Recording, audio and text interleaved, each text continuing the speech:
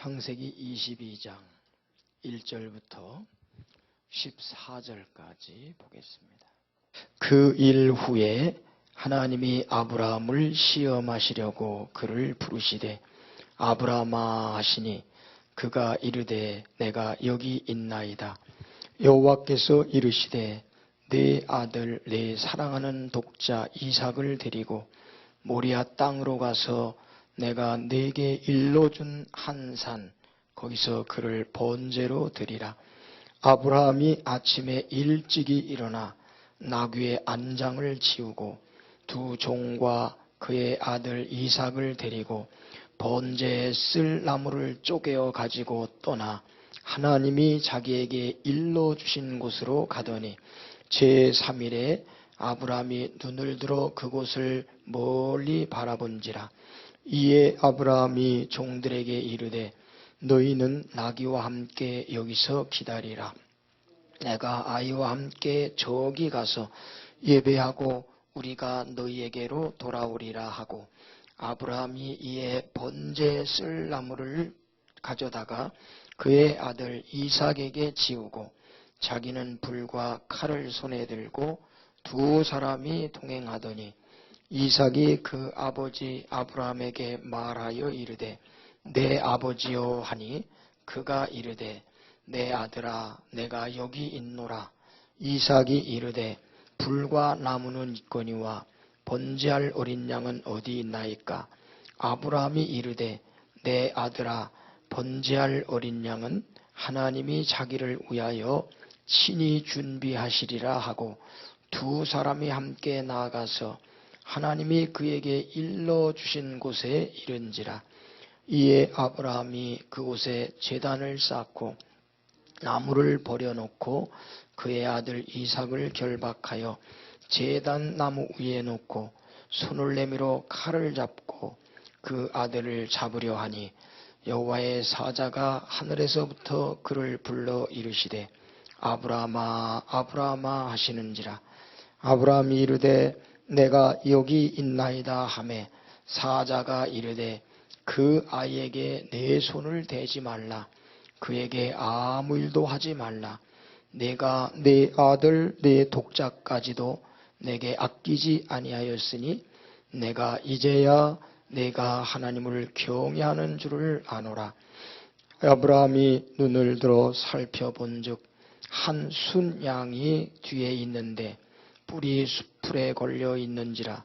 아브라함이 가서 그 순양을 가져다가 아들을 대신하여 번제로 드렸더라. 아브라함이 그 땅 이름을 여호와 이레라 하였으므로 오늘날까지 사람들이 이르기를 여호와의 산에서 준비되리라 하더라. 아멘. 기도하겠습니다. 하나님 아버지 감사합니다. 하나님께서 우리의 믿음을 세워주시려고 이 시간도 하나님 말씀을 들을 수 있는 자리에 인도해 주심을 감사합니다. 말씀을 들을 때에 우리의 심령이 새로워져서 삶이 변화를 받고 하나님의 뜻을 잘 분별하며 믿음으로 살아가는 하나님의 자녀가 되기를 원합니다. 성령님, 이 시간 우리의 심령 속에 역사해 주시고 감동하시고 이 자리를 통제해 주시옵소서. 예수님 이름으로 기도드리옵나이다. 아멘.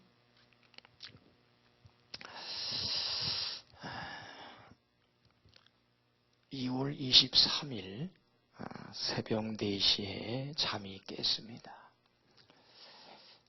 그때 어떤 글이 생각이 났고 그 글을 계속 묵상하는 중에 오늘 본문의 말씀을 이제 생각하게 됐습니다. 그 글은 여러분도 아시는 글일 것입니다. 하나님은 3등입니다.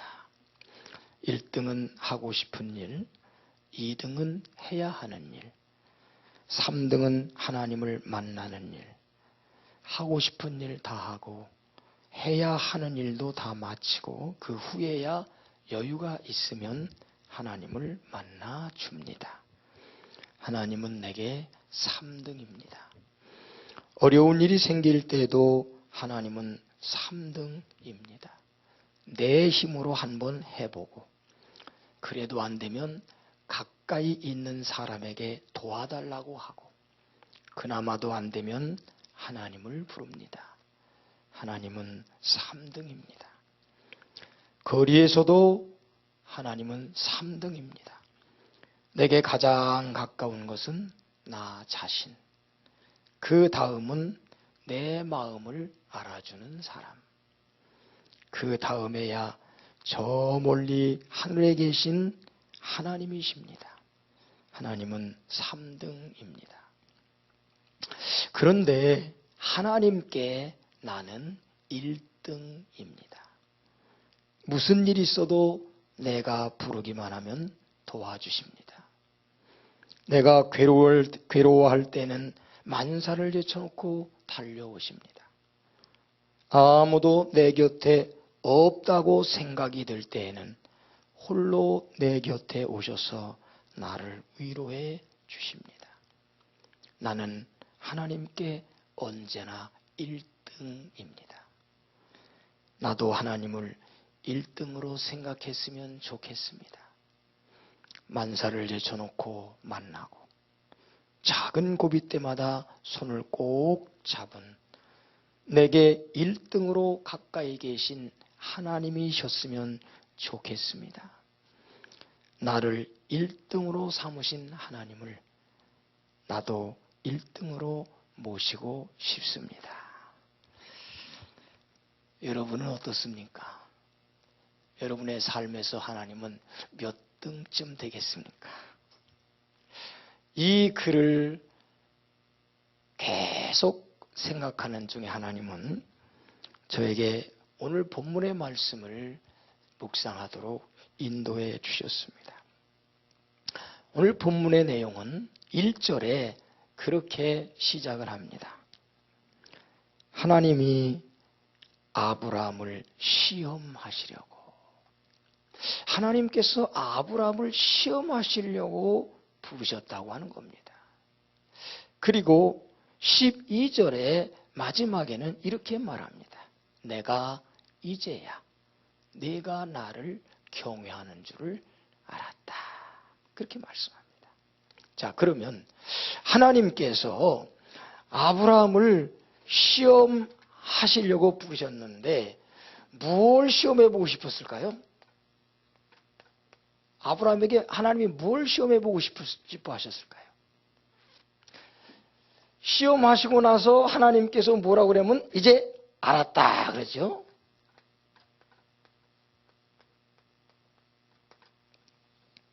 알았다 그렇게 말씀하시는데 도대체 하나님께서 뭘 아셨다고 하는 거, 뭘 시험해 보시고 뭘 아셨다고 하는 걸까요? 좀 눈치를 채십시오.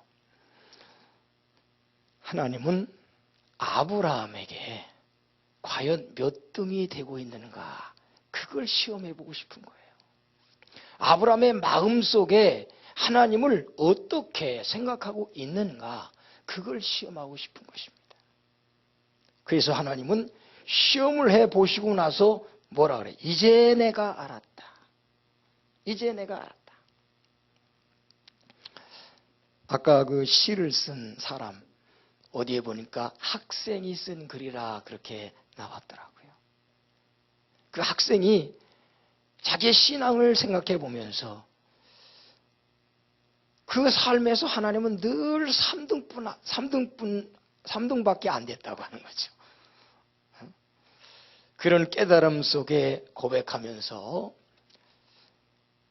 하나님은 나를 1등으로 생각하고 계시는데 나는 하나님을 늘 3등으로 생각하고 살았다. 그래서 이제 나도 하나님을 1등으로 섬기고 싶다. 그게 그 글의 내용의 결론이죠. 여러분, 하나님은 여러분과 나를 항상 1등으로 생각하셔요. 믿으시면 아멘. 무엇로 알 수 있느냐 하면은 하나님이 세상을 이처럼 사랑하사 독생자를 주셨으니, 하나님께서 세상 또 곧 나를 사랑하셔서 뭘 주셨다고요? 독생자를 주셨다는 거예요. 독생자를 이 땅에 보내셔서 십자가에 죽이시면서 하나님은 어떤 일을 하셨느냐? 나를 살려내셨다고 하는 겁니다. 독생자, 오늘 본문에 아브라함이 이삭을 죽이는 그러한 일을 통해서 그 마음속에 과연 하나님이 어떤 존재인가를 하나님께 보여드린 것 같이, 하나님은 자기의 외아들 독생자 예수 그리스도를 이 땅에 보내셔서 십자가에 죽게 하심으로 그 일로 인해 나를 살려내시는 그 사랑을 통해서 하나님에게 내가 어떤 존재인가를 보여주고 있는 것입니다. 우리가 아직 죄인 되었을 때 하나님께서 예수 그리스도를 십자가에 죽게 하심으로 살려내신 것은 곧 하나님께서 나를 사랑하신다고 하는 증거라 그렇게 말씀하셨습니다. 자기의 외아들 독생자를 죽이시는 것, 그것보다도 하나님은 나를 살리신 것을 더 소중하게 생각하셨다고 하는 겁니다. 이렇게 하나님은 우리를 언제나 1등으로 생각하고 계셔요. 그 하나님께서 오늘 우리들 마음속에도 1등으로 존재하고 싶으신 거예요. 1등으로 존재하고 싶은 거예요. 아브라함에게서 오늘 하나님께서 아브라함에게서 시험을 통해서 알아보고 싶은 것이 바로 뭐냐면은 그겁니다. 하나님이 1등인가 아닌가, 그겁니다.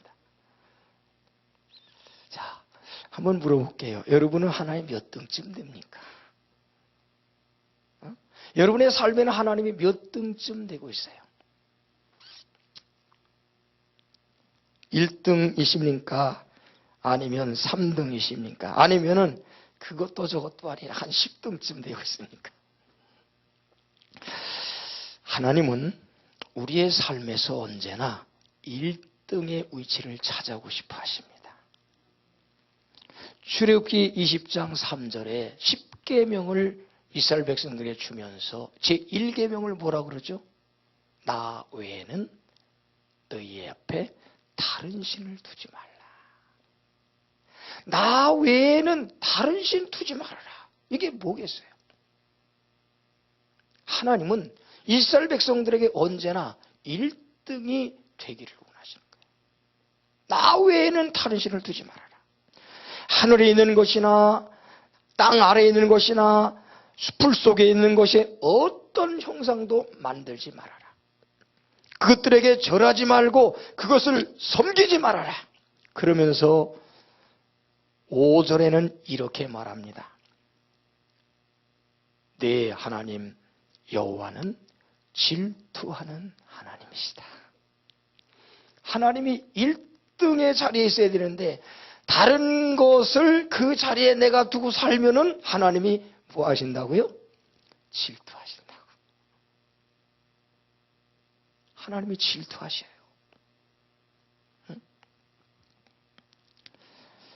예수님께서는 마태복음 22장 37절 38절에 그렇게 말씀하십니다.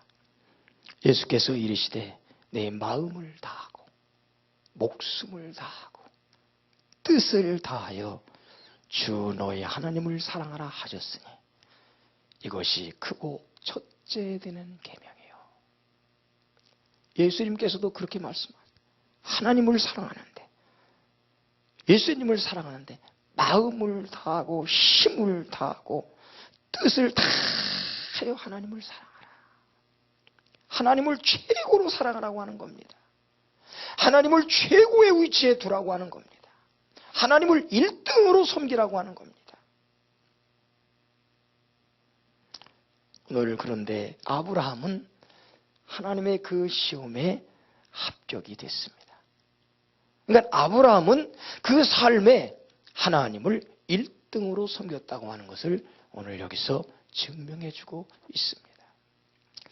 자, 그래서 이 아브라함의 믿음을 통해서, 이 아브라함의 행동을 통해서 하나님을 1등으로 섬기는 사람은 어떻게 신앙생활을 하는가 하는 것을 오늘 세 가지를 생각해 보려고 합니다. 우리도 이렇게 살면은 하나님이 우리의 삶에 1등의 위치를 차지하시게 됩니다. 자, 1절서부터 3절 말씀까지 우리 한번 다시 보겠습니다. 오늘 본문의 1절서부터 3절 같이 시작. 그 일 후에 하나님이 아브라함을 시험하시려고 부르시되 아브라함아 하시니 그가 이르되 내가 여기 있나이다. 여호와께서 이르시되 내 아들 내 사랑하는 독자 이삭을 데리고 모리아 땅으로 가서 내가 네게 일러준 한 산 거기서 그를 번제로 드리라. 아브라함이 아침에 일찍이 일어나 나귀의 암장을 지우고 두 종과 그의 아들 이삭을 데리고 번제 쓸 나무를 쪼개어 가지고 떠나 하나님이 자기에게 일러준 곳으로 가더니. 아멘. 자, 오늘 이 말씀 1절부터 3절 속에서 하나님을 1등으로 섬기는 사람의 첫 번째 신앙의 모습을 볼 수가 있습니다. 자, 하나님께서 아브라함을 시험하시려고 부르시죠. 막 밤중에 일어난 일인 것 같아요. 이 일이. 하나님께서 부르시니까 예, 제가 여기 있습니다. 그렇게 대답했죠. 2절에 보니까 하나님께서 아브라함에게 문제를 냅니다. 내 아들 내 사랑하는 독자 이삭을 데리고 모리아 땅으로 가서 내가 네게 일러준 한 산 거기에서 그를 번제로 드려라. 그러니까 3절에 아브라함이 아침에 일찍이 일어나 나귀 안장을 지우고 두 종과 그의 아들 이삭을 데리고 번제에 쓸 나무를 쪼개가지고 떠나 하나님이 자기의 일러준 곳으로 갔다 그랬어요. 여기에서 하나님을 1등으로 섬기는 사람의 신앙은 어떤 것이냐? 하나님께서 무슨 명령을 하시든지 순종한다. 하나님께서 무슨 명령을 하시든지 순종한다. 이게 하나님을 1등으로 섬기는 사람의 모습입니다. 자, 하나님께서 아브라함에게 무슨 명령을 내리죠? 내 사랑하는 독자 이삭을 내가 지시하는 곳으로 가서 번제로 드려라. 번제는 뭐죠? 네? 하나님 앞에 번제 드릴 때 그 제물을 죽여서 각을 떠가지고 장단이 기름 다 제하고 그것을 불 위에 놓고 태워서 하나님 앞에 드리는 제사가 번제입니다. 그런데 번제로 누구를 드리라고요? 예? 이삭을 번제로 드리라는 거예요. 그러면 이 이삭은 어떤 존재입니까? 하나님께서 아브라함에게 그 자손을 번성케 해주리라고 약속하시고 준 하나의 씨죠. 그렇죠? 그런데 그 이삭을 번제로 드리라, 이삭을 죽이라는 거 아닙니까? 그러면 씨를 하나 주셔놓고 그 씨를 없애라고 하면, 죽이라고 하면은 어떻게 되겠어요? 아무런 자손이 번성할 수가 없죠. 그런데 그런 명령을 아브라함이 받고서 어떻게 합니까? 아침에 일찍이 일어나서 번제에 쓸 모든 준비를 해가지고 이삭을 데리고 떠나갑니다. 이게 하나님을 1등으로 섬기는 사람의 특징입니다. 하나님이 1등인 사람은 하나님께서 무슨 명령을 내리든지, 다시 말하면 이해가 안 되고 감당할 수 없고 어떤 명령을 내린다 할지라도 그 명령에 즉시 순종하는 사람, 이것이 하나님을 1등으로 섬기는 사람의 모습입니다.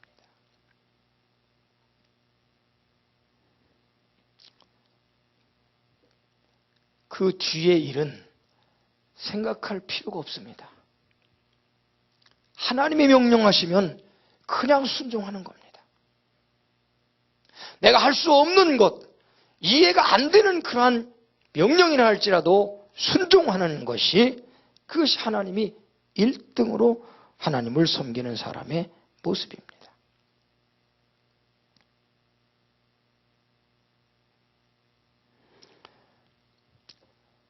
사르밧이라고 하는 곳에 엘리야가 갑니다.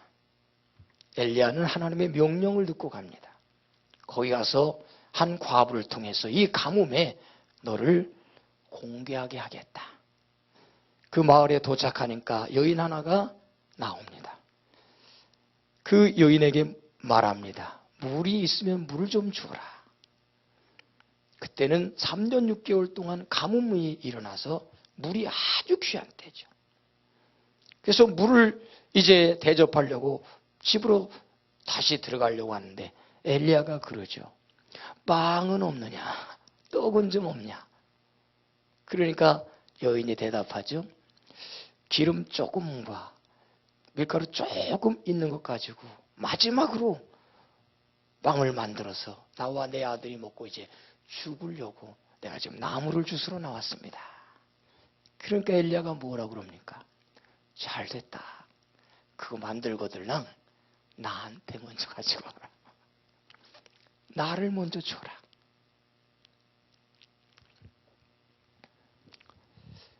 어때요?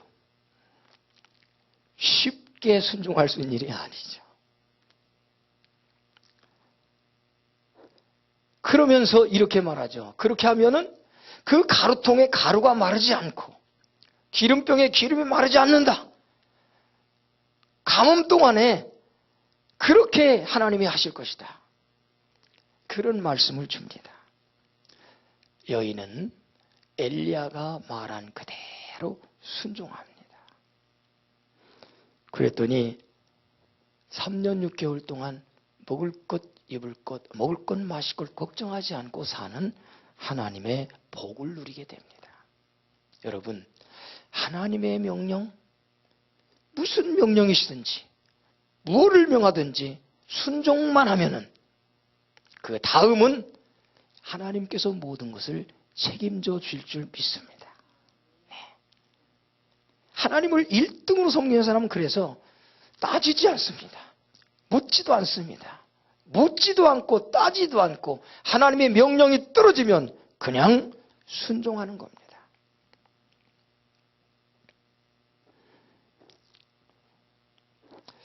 왜 그러냐면은 요한복음 12장 48절부터 50절까지 말씀을 보면은 예수님이 이런 말씀을 하십니다. 나를 저버리고 내 말을 받지 아니하는 자는 심판할 리가 있으니 곧 내가 한 그 말이 마지막 날에 그를 심판하리라. 내가 내 자의로 말한 것이 아니요 나를 보내신 아버지께서 내가 말할 것과 이룰 것을 친히 명령하여 주셨으니 나는 그의 명령이 영생인 줄 아노라. 그러므로 내가 이르는 것은 내 아버지께서 내게 말씀하신 그대로니라 하시니라. 아멘. 자, 예수님께서 요한복음 12장 50절에 뭐라고 얘기하냐면 나는 그의 명령이 영생인 줄 아노라 그럽니다. 하나님의 명령이 뭐라고요? 영생이다. 하나님의 명령은 영원한 생명을 만들고 영원한 생명을 주는 것이 바로 하나님의 명령, 하나님의 말씀이다. 하나님의 말씀은 영생입니다. 그러니까 우리는 그냥 하나님 명령에 순종하는 것이 올바른 일이라고 하는 거예요. 또 요한복음 6장 63절을 한번 봅니다. 요한복음 6장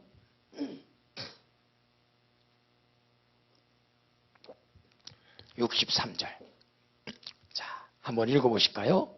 시작. 살리는 것은 영이니 육은 무익하니라. 내가 너희에게 이른 말은 영이요 생명이라. 예수님께서 살리는 것은 영이다 그렇게 얘기합니다. 그런데 살리는 것은 영인데 내가 너희에게 이른 말이 곧 뭐예요? 영이요 생명이다 그렇게 얘기합니다. 예수님께서 하신 말씀이 곧 영이요 생명이다. 자, 이것을 합쳐서 얘기하면 우리를 살리는 것이 곧 뭐라는 거예요? 예수님께서 하신 말씀이 우리를 살리고 있다고 하는 겁니다. 여러분, 우리를 살게 하는 것이 뭐냐? 예수님의 입으로부터 나온 말씀이에요. 근데 그 예수님의 입으로부터 나온 말씀이 아까 요한복음 12장 여기에 뭐라 그랬어요? 내가 내 자의로 말하는 것이 아니라 하나님이 명령하여 준 말을 하신다 그랬잖아요. 그것이 곧 뭐예요? 이게 곧 예수님이 하신 말씀은 곧 뭐냐면 하나님의 명령이라는 거죠. 하나님의 명령인 말씀은 우리를 살리는 일을 합니다. 예수님께서 시험 받으실 때 마태복음 4장 4절에 그런 얘기를 해죠. 예수님 40일 굶주렸을 때 마귀가 와서 돌 가지고 떡 만들어 먹으라 그러니까는 예수님 뭐라고 말씀하셔요? 사람이 떡으로만 살 것이 아니라 하나님의 입에서부터 나오는 모든 말씀으로 살 것이니라. 우리는 떡만 가지고 살 수 없다는 거죠. 뭘 먹어야 되느냐? 하나님의 입으로부터 나온 모든 말씀을 먹어야 된다는 거예요. 하나님의 말씀이 우리를 살리는 것입니다. 하나님의 말씀이 곧 생명입니다. 그래서 우리가 하나님 말씀을 많이 먹어야 우리의 생명이 건강해질 수가 있고 우리가 힘차게 살아갈 수 있는 힘이 생기게 되는 거예요. 그러니까 말씀을 많이 먹어야 됩니다.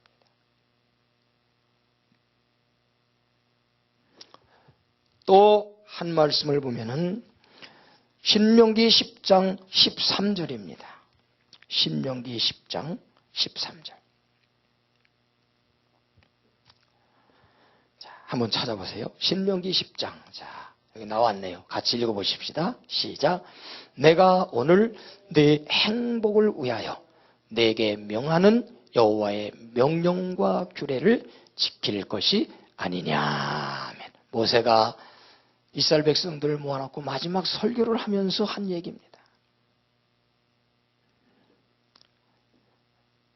너희의 행복을 위해서 하나님의 명령이 뭐라고요? 행복을 위한 것이다. 그런 얘기예요. 하나님이 우리에게 명령하시는 것은 우리를 행복하게 만들기 위한 것이라는 거예요. 믿습니까? 그러면은 무슨 명령이든지 순종해야지요. 그래야 행복해지는 겁니다.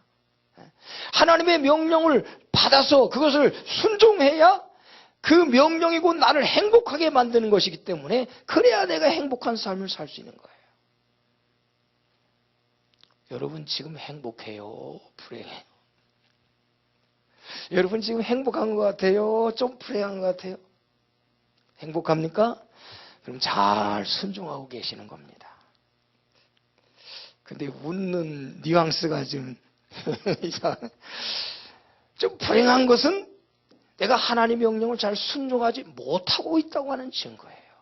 하나님 말씀을 순종만 하면은 하나님은 행복하게 만들어 주십니다. 나 행복하게 하시려고 하나님이 11조 하라고 하는 것이고 나 행복하게 하시려고 하나님께서 기도하라고 하는 겁니다. 무슨 명령이든지 순종하시기를 바랍니다.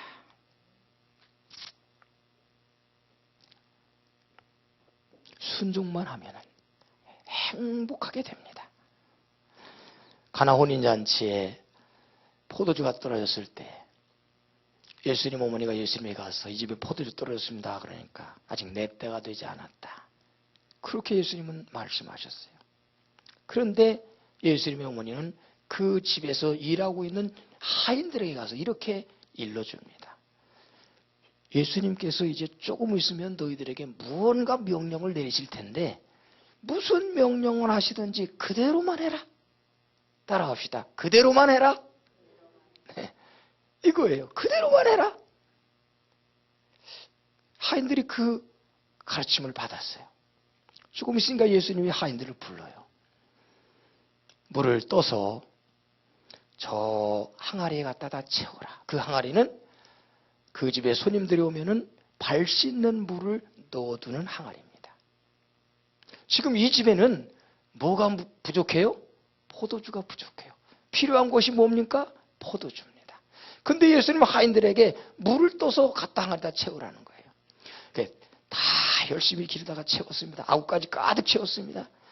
예수님이 또 말씀하십니다. 이제 그것을 떠서 연회장에게 갖다 줘라. 그 잔치를 주관하는 사람에게 그 물을 떠서 갖다 주라는 겁니다. 아까 어떻게 배웠죠? 무엇이든지 시키면은 그대로만 해라. 그러니까 그대로만 하는 거예요. 떠서 갖다가 그 물을 떠서 갖다가 잔치를 주관하고 있는 사람에게 갖다 줍니다. 그 사람이 그것을 맛을 봅니다. 너무너무 맛있는 물이 아니라 포도주입니다. 이게 말씀의 역사예요. 우리는 하나님께서 무슨 명령을 하셨는지 순종만 하면은 우리들에게 일어난 모든 문제를 그 순종함을 통해서, 그 말씀을 순종함을 통해서 하나님께서 행복하게 만들어 주십니다. 행복하게 만드시는 거예요. 그러니까 여러분, 내 앞에 일어난 문제를 쳐다보지 말고 하나님이 그 시간, 그 일 앞에서 나에게 무엇을 하라고 명령하시는가? 지금 이런 환경 속에서 내게 지금 이런 환경, 참 힘들고 어려운 환경이 지금 닥쳐왔는데 이 환경 앞에서 이 환경을 만나는 내가 뭘 해야 된다고 하나님은 무엇을 하라고 명령하시는가? 그것을 잘 들어야 돼요. 그리고 그것만 순종하면 그 문제는 행복으로 바뀌어질 줄 믿습니다. 하나님을 1등으로 섬기는 사람은 무슨 명령을 하시든지 순종만 한다. 그것도 천천히 하는 게 아니라 즉시 순종하는 거예요. 아브라함은 밤에 하나님께서 말씀하셨는데 아침 일찍 일어납니다. 말씀 순종하려고 아침 일찍 일어나서 다 준비해가지고 출발하는 거예요. 하기 싫으면 어떻게 할까요? 한 12시쯤 일어날지도 몰라요. 네? 우리들은 하나님 말씀 순종하는데 그렇게 꾀를 부릴 때가 많아요. 빨리 순종해야 됩니다. 즉시 순종해야 됩니다.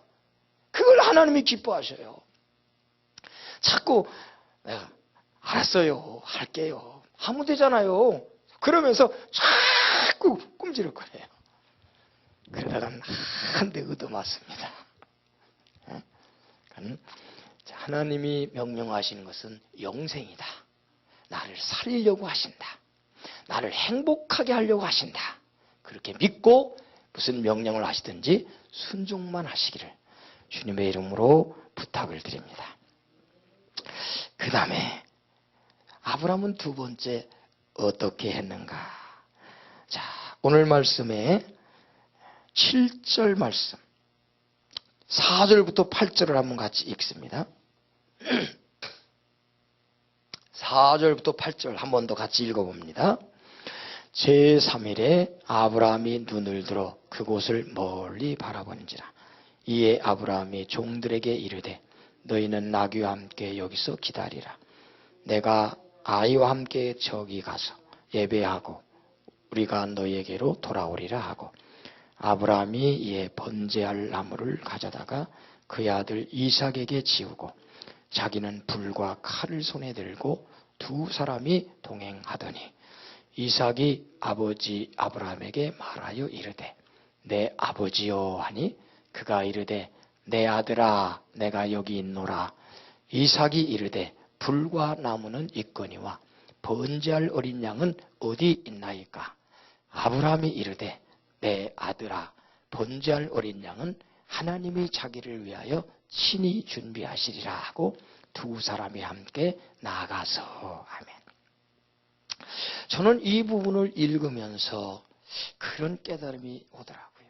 자, 아브라함이 일찍 준비해가지고 지금 종들에게 나무를 짊어지게 하고 이삭을 데리고 자기는 불과 칼을 가지고 이제 갑니다. 3일 길을 옵니다.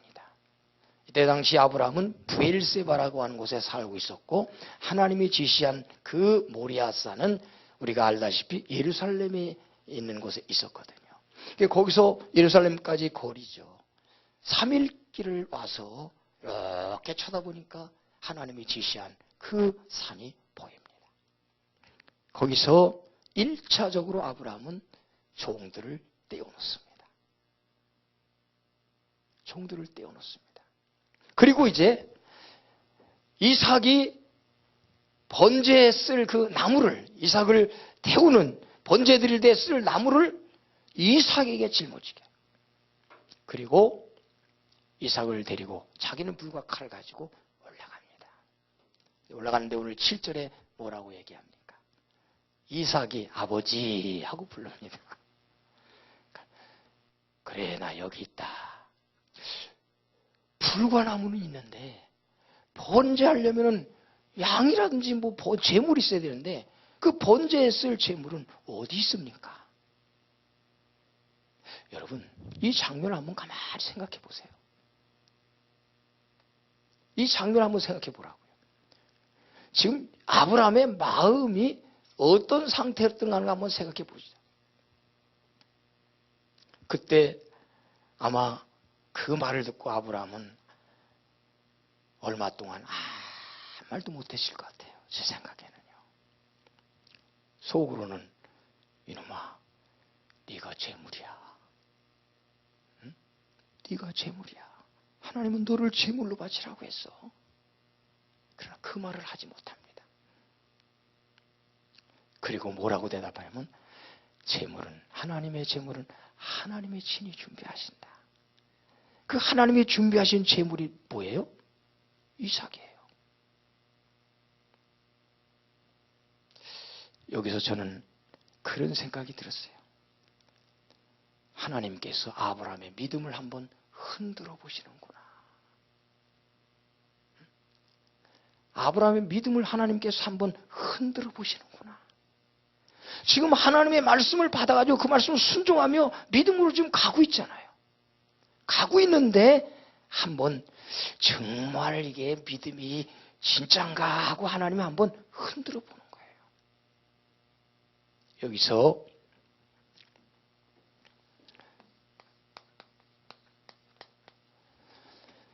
믿음에 어떤 시험이 와도 하나님이 1등인 사람은 흔들리지 않는다. 끝까지 그 믿음을 붙들고 간다. 네?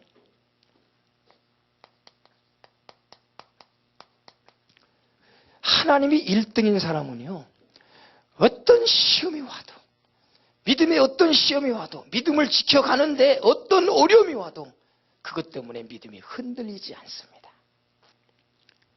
끝까지 믿음을 지켜갑니다. 이게 하나님을 1등으로 섬기는 사람의 두 번째 특징입니다. 흔들리지 않는 믿음.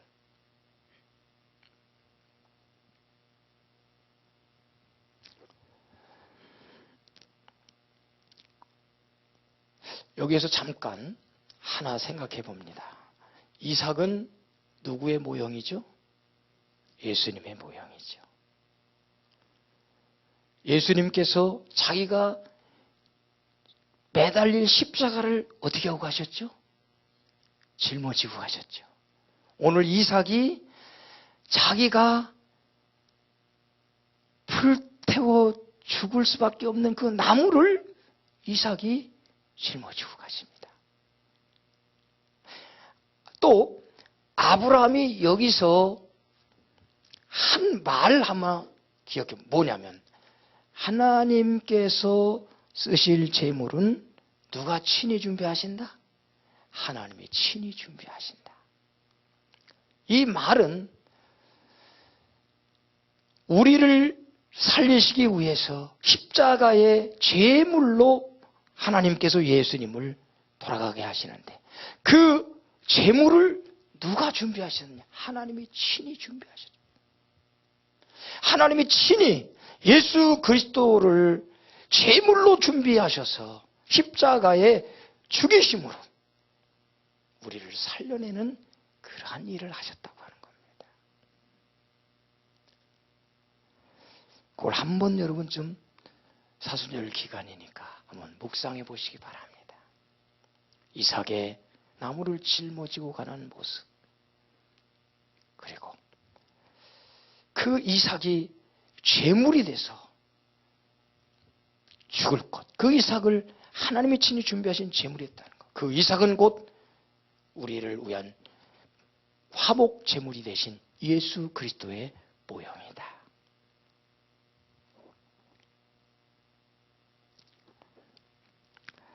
하나님께서는요, 우리가 믿음을 지켜서 행할 때, 믿음을 따라 행할 때 내버려 두지 않고 한 번, 두 번 흔들어 봅니다. 그때 넘어지면 안 돼요. 그때 믿음을 꼭 붙잡고 흔들리지 않고 가야 됩니다. 그때 흔들리면 안 돼요. 자, 보세요. 하나님께서 12장에, 창세기 12장에 아브라함을 불러내시고 이제 아브라함에게 너는 복이 되리라. 너로 말미암아 모든 열방이 복을 받을 것이다. 그러면서 쭉 이제 내려오다가 15장, 17장, 15장에 하나님께서 또 아브라함에게 무슨 약속이냐면 내 후손을 내가 그를 데리고 이렇게 밖으로 나가시더니 저 하늘을 봐라. 뭐가 있냐? 무수한 별이 있어요. 저 별과 같이 내 후손을 창대하게 해주겠다. 이렇게 하나님이 약속하셨어요. 그런데 5년이 흘러갑니다. 그런데도 아들 하나 안 생기는 거예요. 그때 아브라함에게 어떤 일이 생기느냐면 그 아내 사라가 아브라함에게 말을 합니다. 창세기 16장에 뭐라 그러냐면은 나는 애를 못 낳으니까 내가 당신에게 내 종 하갈을 줄 테니까 그를 통해서 당신의 씨를 이어가시기 바랍니다. 그래요. 하나님은 누구를 통해서? 사라를 통해서, 아브라함이 사라를 통해서 하나님이 씨를 주시고 그 씨를 통해서 하나님이 하늘의 별과 같이 바다의 모래같이 아브라함의 후손을 창대하게 해준다고 약속을 하셨거든요. 근데 사라가 자기가 글쎄 미안해서 그런지 모르죠.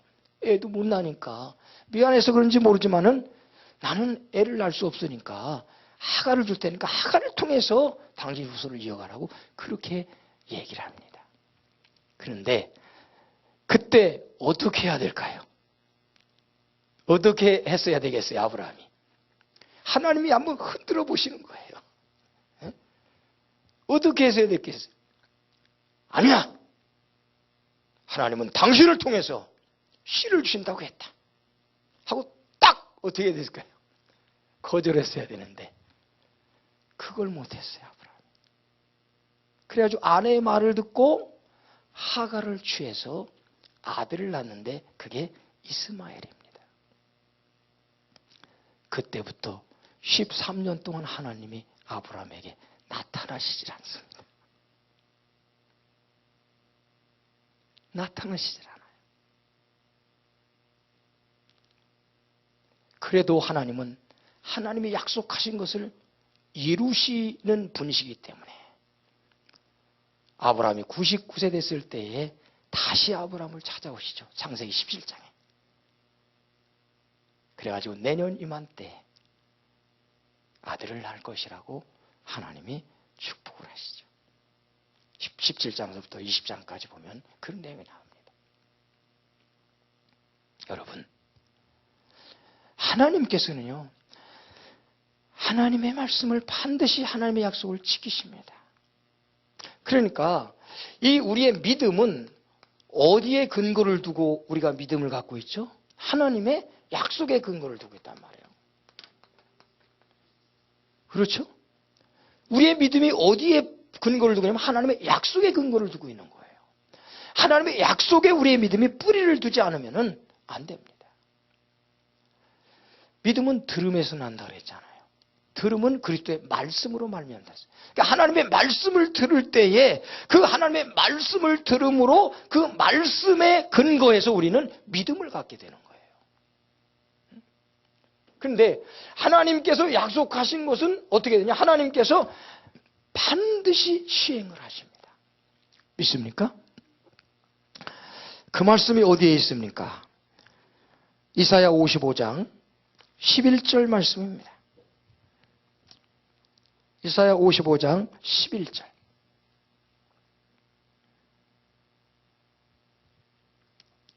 자, 읽어보십시다. 시작. 내 입에서 나가는 말도 이와 같이 헛되이 내게로 돌아오지 아니하고 나의 기뻐하시는 뜻을 이루며 내가 보낸 일에 형통함이니라. 아멘. 내 입에서 나가는 말, 하나님의 명령이 이와 같이 헛되이 내게로 돌아오지 않는다. 그 이와 같이라고 하는 것은 고우의 9절, 10절 내용이죠.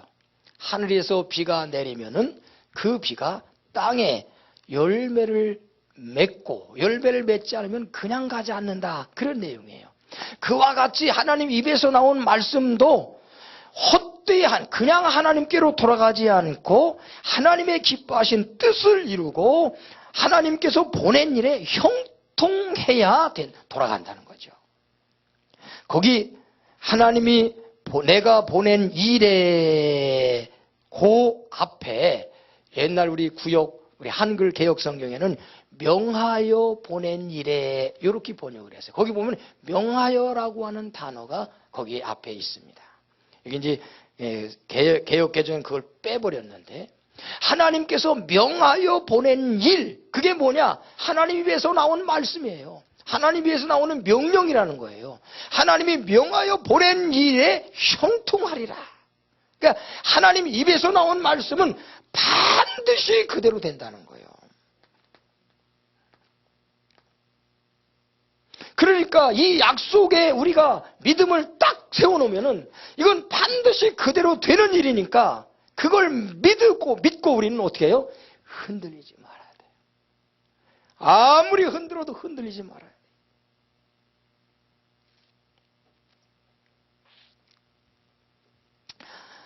예수님께서 누가복음에 그런 얘기하죠. 베드로에게 사탄이 밀가부르듯 하려고 너를 내게 청구했다. 그러나 내가 내 믿음이 떨어지지 않기를 위해서 기도했다. 베드로가 3번이나 저주하고 맹세하면서 예수를 모른다고 부인했지만 그가 다시 믿음을 갖고 예수 그리스도의 제자의 사도의 역할을 감당할 수 있던 것이 뭐냐? 사단이 그를 밀가부르트라고 청구했어요. 그가 3번씩이나 저주하고 모른다고 부인하는 그런 시험 속에 그는 넘어지고 말았어요. 그러나 예수님이 그 믿음이 떨어지지 않기를 위해서 기도해 주셨기 때문에 다시 그는 일어설 수 있었던 겁니다. 흔들어 봅니다. 흔들리지 마세요. 하나님 말씀에 뿌리를 내리고 말씀은 반드시 그대로 된다. 말씀은 반드시 그래야 된다고. 뿌리를 내리고 흔들리지 마세요.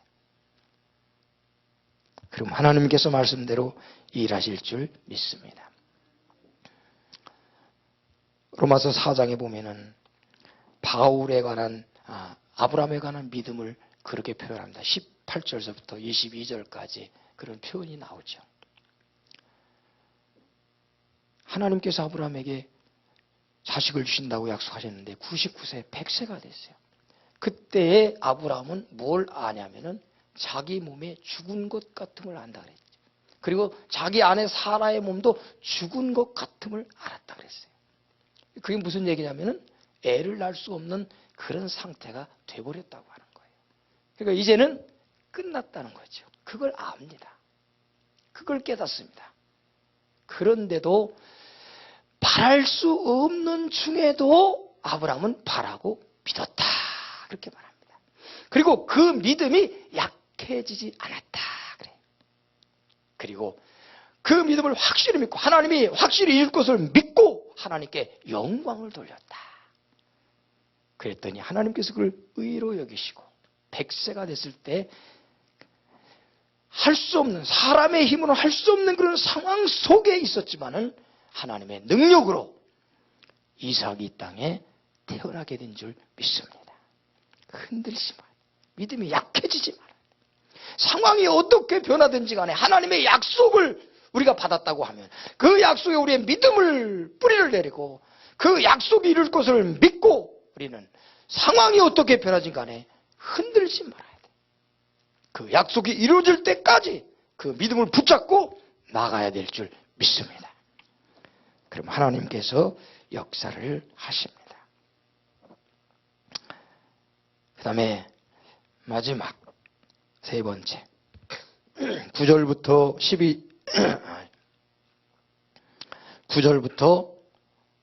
10절까지 봅니다. 9절부터 10절 오늘 본문에 시작. 하나님이 그에게 일러주신 곳에 이른지라 이에 아브라함이 그곳에 제단을 쌓고 나무를 버려놓고 그의 아들 이삭을 결박하여 제단 나무 위에 놓고 내 손을 내밀어 칼을 잡고 그 아들을 잡으려 하니. 아멘. 자, 이삭을 꽁꽁 묶습니다. 그 내용은 뭐 여러 가지 있지만은 제단을 다 준비해놓고 이삭을 꽁꽁 묶어가지고 그 위에 눕혀놓습니다. 그리고 칼을 뽑아가지고 쳐든.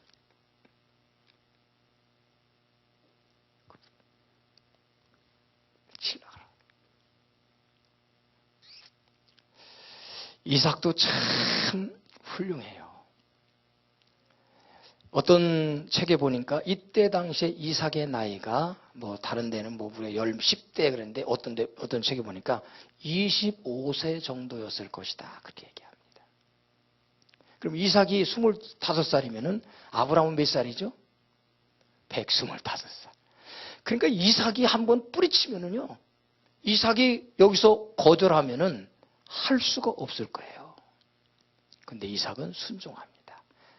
그게 예수님의 모형입니다. 예수님께서 겟세마네 동산에서 하나님, 이 잔을 내게서 옮겨주시면 안 되겠습니까?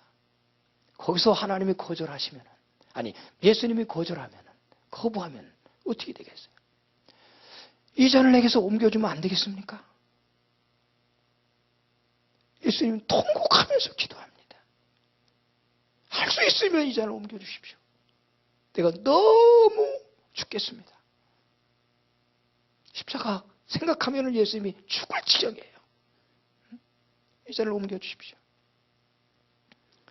통곡하며 눈물로 기도하다가 예수님은 하나님 뜻에 순복합니다. 내 뜻대로 마음씨고 아버지 뜻대로 하십시오. 자기 뜻을 내려놓고 하나님 뜻에 순복합니다. 그 결과 우리가 살게 된 줄 믿습니다.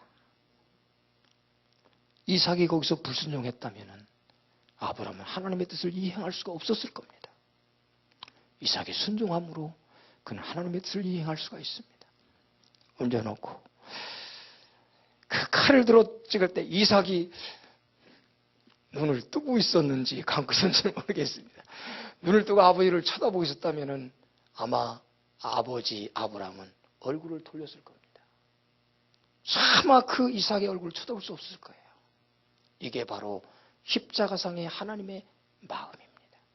예수님께서 십자가에서 달리셔서 피를 쏟으면서 예수님 이렇게 얘기했죠. 엘리 엘리 라마 사박다니. 나의 하나님, 나의 하나님, 어찌하여 나를 버리십니까? 하나님, 왜 나를 버리십니까? 예수님의 절규예요. 하나님의 외아들인 예수님께서 하나님을 향해 외칩니다. 왜 나를 버리십니까?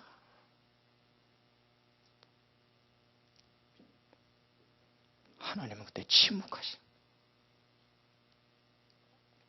하나님 그때 얼굴을 돌리셨을 거예요.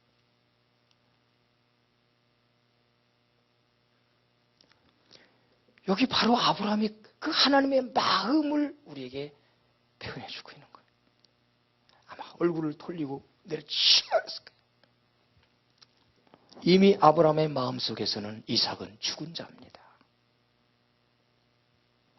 그때 하나님이 다급하게 부르십니다. 아브라함아, 아브라함아, 스탑! 그 아이에게 손을 대지 마라. 아무것도 하지 마라. 그러면서 12절에 말하는 겁니다. 내가 내 아들 내 독자도 내게 아끼지 아니하였으니 내가 이제 내가 하나님을 경외하는 줄을 아노라. 할렐루야. 자, 여기서 세 번째, 하나님을 1등으로 섬기는 사람은 뭐냐? 하나님을 위해서라면 무엇이든지 희생하고, 하나님께서 원하신다면 내가 가지고 있는 거 무엇이든지 내 생명까지도 내놓을 수 있는 사람. 하나님이 최고니까, 하나님이 전부니까, 하나님이 나의 생명이니까 나는 아무것도 아니에요. 하나님이 원하신다면 무엇이든지 아끼지 않고, 여기 내 독자, 내가 사랑하는 내 독자 이삭을 아끼지 아니했다 그랬어요. 아끼지 아니했다. 하나님이 원하시니까 자기 생명보다도 더 소중한 이삭, 그 이삭도 하나님 앞에 아낌없이 희생으로 내놓습니다.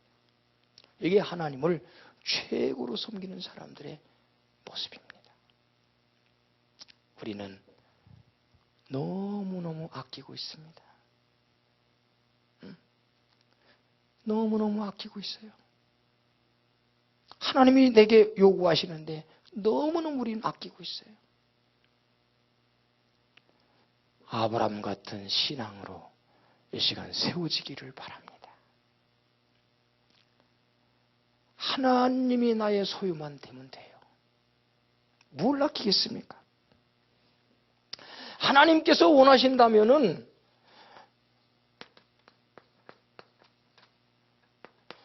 뭘 아끼겠어요? 하나님만 있으면 되잖아요. 바울 사도는 그런 고백을 합니다.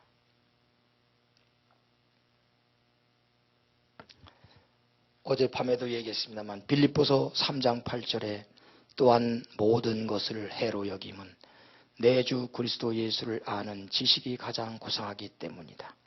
내가 그를 위하여 모든 것을 잃어버리고 배설물로 여기면 그리스도를 얻고, 그렇게 얘기합니다. 예수님을 소유하기 위해서 바울 사도는 자기가 가장 소중하게 여겼던 그것을 얻으려고 생명을 걸고 힘쓰고 애썼던 그 모든 것을 배설물과 같이 다 내려놓습니다. 배설물같이 다 내려놓습니다. 이게 바울의 신앙입니다. 하나님을 1등으로 섬기는 사람의 모습입니다. 이 말씀을 한번 찾아봅시다. 욥기 22장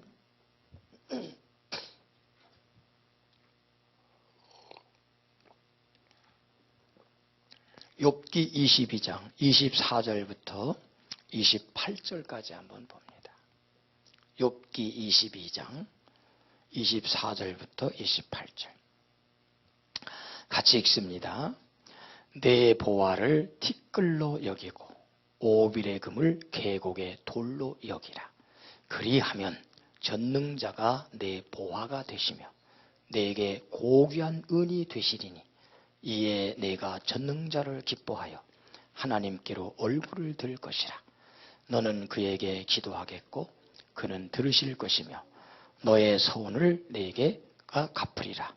내가 무엇을 결정하면 이루어질 것이요 내 길에 빛이 비치리라. 아멘. 자, 여기 보면은 내 보화를 뭘로 여기고 티끌로 여기고 오빌의 금을 계곡의 돌로 여기라. 보화, 금, 이걸 뭘로 여기라고요? 예? 티끌, 그 다음에 돌로 여기라 그러네. 먼저 쓰던 성경에는 그 부분을 그렇게 얘기했어요. 내 보배를 진토에 버리고. 진토는 그 티끌이 그 지적지적한 그런 곳이죠. 거기에 뭘 버리라고요? 내 보배를 버려라. 그리고 오빌의 금을 강가의 돌에 버려라 그랬어요. 여기는 티끌로 여기고 돌로 여기라 그랬는데 거기에는 버려라 그렇게 번역을 했습니다. 보화를 진토에 버려라. 티끌같이 생각하고 그 다음에 금을 돌덩이로 생각하라. 우리나라에도 그런 사람이 있죠. 황금을 보기를 뭐같이 해라? 돌같이 해라. 본 장군이 그런 얘기를 했습니다마는 내가 그렇게 소중히 여기는 보물을 다 내려놓으라는 얘기죠. 내려놓으라. 그러면은 25절 보십시오. 그리하면 뭐라 그랬어요? 전능자가 내 보화가 되시며 내게 고귀한 은이 되시리라. 할렐루야. 이거 금덩어리 이거 내가 내려놔야 하나님이 나의 보물이 되신단 말이에요. 여러분 장롱 속에 감춰둔 뭐 다이아몬드 그거 내려놔야 하나님이 여러분의 보화가 되어주신다는 거예요. 금덩어리를 선택할래요? 하나님을 선택할래요? 말로는 그렇게 하는데 속으로는 안 그런 것 같아요.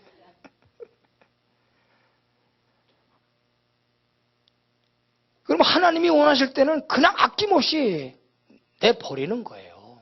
그래야 돼요. 버리고서 얼른 또 주워가려고. 이거 보세요. 내가 그렇게 소중하게 생각하는 그 소유물을 내려놓으면은 하나님이 나의 보물이 되신다. 이렇게 될 때 어떤 일이 우리에게 이루어지느냐? 26절, 27절, 28절입니다. 자, 26절을 보십시오. 이에 내가 전능자를 기뻐하여 하나님께 얼굴을 들 것이라. 자, 이렇게 돼야 하나님 앞에 내 얼굴을 들게 된다는 건 뭡니까? 하나님과 교제함에 조금 더 막히는 것이 없이 하나님과 자유롭게 교제하는 관계가 된다는 거예요. 하나님께 얼굴을 들 수 있다는 거예요. 하나님을 쳐다보려고 해도 뭔가 캥기는 것이 있어요. 금덩어리는 아직 뭉쳐지고 있거든. 보화를 아직도 뭉쳐지고 있거든. 이거 내려놔야 되는데 하나님이 혹시 이거 나보고 내려놔 그러지 않을까? 이거 다 내려놓으면 하나님 앞에 얼굴 들고 하나님을 쳐다보는데 아무런 거리낌이 없게 되는 거예요. 거리낌이 없게 되는 거예요. 자, 하나님과 이런 관계가 되어지면 어떤 일이 벌어지느냐? 26절 보세요. 27절. 같이 시작. 너는 그에게 기도하겠고 그는 들으실 것이며 너의 소원을 내가 갚으리라. 기도 응답이 척척척척 되게 되는 겁니다. 기도 응답이 왜 안 되는 줄 아세요? 이게 아직 안 돼서 그래요. 하나님과 나와 이렇게 하나가 되는 관계. 내 보물을 내려놓을 때 그런 관계가 성립되고 그렇게 될 때 하나님과 나와 하나가 되니까 하나님의 뜻과 내 뜻과 하나가 되니까 내가 기도하는 것이 다 뭐냐면 하나님의 뜻 안에 있는 것이 되어버리는 거예요. 그러니까 무엇이든지 기도하는 것 그대로 되는 겁니다. 그리고 더 중요한 것은 28절을 보세요. 28절 시작. 내가 무엇을 결정하면 이루어질 것이요 내 길에 빛이 할렐루야. 이거 보세요. 이거 참 이거 굉장한 말씀이에요. 결정을 누가 해요? 하나님이 결정하는 게 아니라 내가 결정한다는 거예요. 내가 결정하는 것이 그대로 된다는 겁니다. 여러분이 결정하면 되는 거예요. 왜냐하면 하나님의 뜻과 내 뜻이 하나가 되니까 내가 결정한 것이 곧 하나님의 뜻 안에 있는 것이 되기 때문에 그렇다는 거예요. 이게 아직 안 되고 있기 때문에 이게 안 되기 때문에 그런 거예요.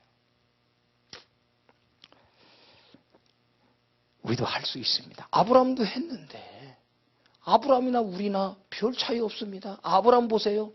죽을까 봐 자기 마누라를 누이라고 속여가지고 뺏기잖아요. 나보다 별반 잘난 거 없어요, 아브라함이요. 그런데 아브라함이 이렇게 했잖아요. 오늘 무슨 명령을 하신지 순종하고 믿음의 시험이 왔을 때 흔들지 않고 끝까지 약속 붙잡고 가고, 그 다음에 하나님이 원하시는 것이라면 자기 독생자 이삭까지도 내려놓잖아요. 아브라함 그렇게 했죠. 우리도 할 수 있단 말이에요. 아이고, 아브라함이니까 할 수 있지. 나는 죽었다 깨나도 못해요. 아니요.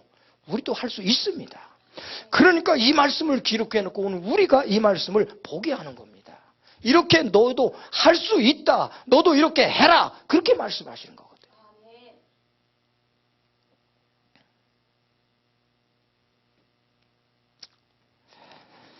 자, 말씀을 이제 끝내겠습니다. 13절, 14절을 봅니다. 오늘 본문 창세기 22장 13절, 14절.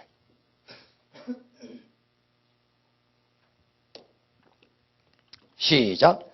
아브라함이 눈을 들어 살펴본즉 한 순양이 뒤에 있는데 뿔이 수풀에 걸려 있는지라. 아브라함이 가서 그 순양을 가져다가 아들을 대신하여 번제로 드렸더라. 아브라함이 그 땅의 이름을 여호와 이레라 하였으므로 오늘날까지 사람들이 이르기를 여호와의 산에서 준비되리라 하더라. 아멘.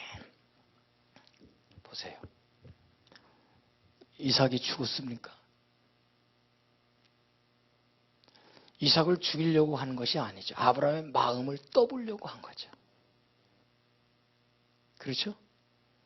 하나님은 아브라함의 마음을 이제 아시게 된 거예요. 내가 정말 나를 최고로 생각하고 있구나. 내 독자보다도 이삭보다도 나를 더 귀중하게 생각하고 있구나. 그걸 하나님이 아신 거예요. 아브라함이 아까 뭐라고 그랬죠? 하나님이 친히 준비하시리라. 그대로 눈을 들어 살펴보니까 양이 하나 걸려있는 겁니다. 순양이 수풀에 걸려있는 겁니다. 그것을 가져다가 하나님 앞에 제물로 드립니다. 그리고 이것으로 결론을 냈습니다. 하나님이 친히 준비하신다. 여러분, 하나님이 다 준비하셨습니다. 우리는 그저 하나님의 명령을 순종하고 믿음을 끝까지 지키고 나가면 하나님이 다 하십니다. 그 뒤에 15절부터 18절까지 다시 한번 하나님이 아브라함에게 축복을, 여기 뭐라고 얘기하냐면은 약속을 하십니다. 자, 15절부터 18절까지 우리 같이 읽고 마치겠습니다. 시작. 여호와의 사자가 하늘에서부터 두 번째 아브라함을 불러 이르시되 여호와께서 이르시기를 내가 나를 가리켜 맹세하노니 내가 이같이 행하여 내 아들 내 독자도 아끼지 아니하였은즉 내가 내게 큰 복을 주고 내 씨가 크게 번성하여 하늘의 별과 같고 바닷가의 모래와 같게 하리니 내 씨가 그 대적의 성문을 차지하리라. 또 내 씨로 말미암아 천하 만민이 복을 받으리니 이는 내가 나의 말을 준행하였음이니라 하셨다 하니라. 할렐루야. 여러분, 오늘 우리가 복받고 있는 것이 아브라함 때문입니다. 아브라함 때문이라고요. 갈라디아 3장에 그 얘기를 하잖아요. 우리도 아브라함같이 할 수 있습니다. 있습니까? 그는 하나님을 최고로, 여러분, 하나님이 여러분의 삶에 1등이 돼야 됩니다. 3등으로 여기면 안 됩니다. 하나님의 1등인 사람은 따라합시다. 무슨 명령을 하시든지 순종한다. 믿음의 어떤 시험이 와도 흔들리지 않고 끝까지 붙들고 간다. 하나님이 원하신다면 무엇일지라도 다 희생하며 드린다. 그렇게 하시겠습니까? 확실하게 대답하세요. 뜨뜨름하게 하지 마시고. 그렇게 하시겠습니까? 밥을 안 잡서 그런지 목소리가 시원찮아. 아멘. 아멘! 이렇게 해야지요. 그렇게 하시겠습니까? 아직도 확신이 안 드러난데. 말은 아멘 했는데 또 그렇게 해놓고서 또 하나님이 내일부터 즉각 일을 시험하면 또 어떻게 하나. 하나님이 하게 하셔요. 감당할 수 있는 거 허락하신다 그랬어요. 여러분, 아브라함이니까 하나님이 이런 시험을 하신 거예요. 여러분은요, 여러분 믿음을 하나님이 하셔요. 그만큼에서 믿음의 적당한 선에서 하실 거예요. 그러니까 우리 할 수 있습니다. 만약에 내가 할 수 없을 때는 하나님 피할 길을 내셔서 하게 하실 줄 믿습니다. 하나님을 1등으로 생각하십시오. 나는 이제부터 하나님을 1등으로 섬기며 살겠다. 그렇게 다짐하시기를 바랍니다.